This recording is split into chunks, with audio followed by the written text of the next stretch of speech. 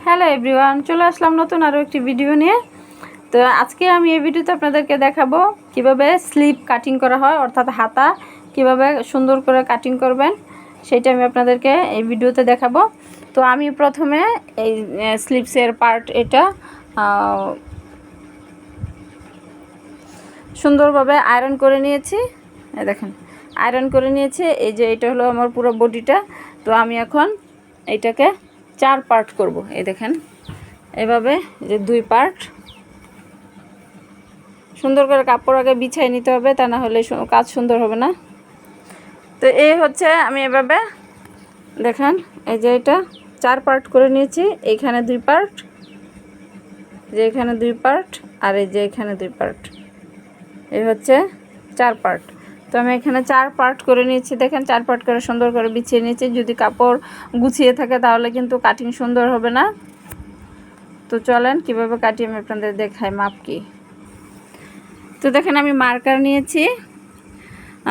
Body হচ্ছে জামার body হচ্ছে 36।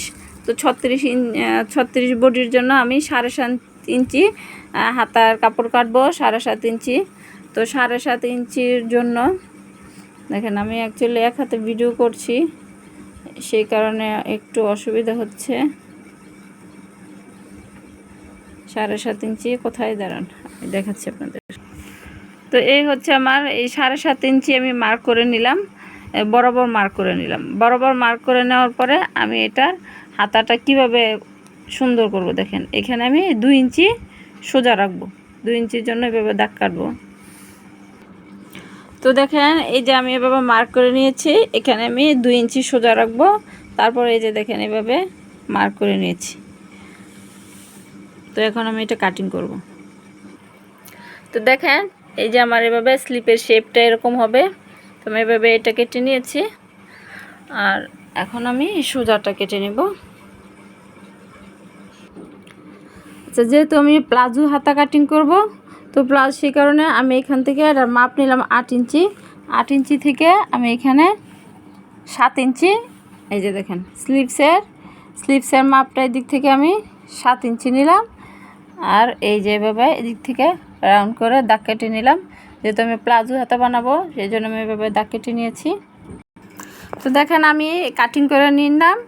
এখন এই যে কাটিং করার আগে জিনিসটা খেয়াল রাখতে হবে যে দাগ থেকে অন্তত পক্ষে ন্যূনতম 1 ইঞ্চি পরিমাণ মাপ থেকে ন্যূনতম 1 ইঞ্চি পরিমাণ আপনার রাখতে হবে সেলাইয়ের জন্য।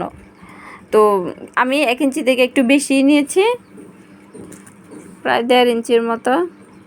হ্যাঁ, প্রায় 1.5 ইঞ্চি সমান আমি এখানে ফেব্রিক রেখে দিয়েছি, কাপড় রেখে দিয়েছি। তো এভাবেই আমি কাটিং করে নিয়েছি। আমি দাগের বরাবর সেলাই করে দেব। তো আমার এই ভিডিও যদি আপনাদের ভালো লাগে অবশ্যই লাইক কমেন্ট শেয়ার করতে ভুলবেন না। আর গ্রামীণ জীবনের পাশে থাকবেন, গ্রামীণ জীবন ইউটিউব চ্যানেলটি সাবস্ক্রাইব করে দিবেন। আপনারা যদি আমাকে সাপোর্ট করেন তাহলে আমি অনেক দূর পর্যন্ত এগিয়ে যেতে পারবো। তো সবাই ভালো থাকবেন, আল্লাহ হাফেজ।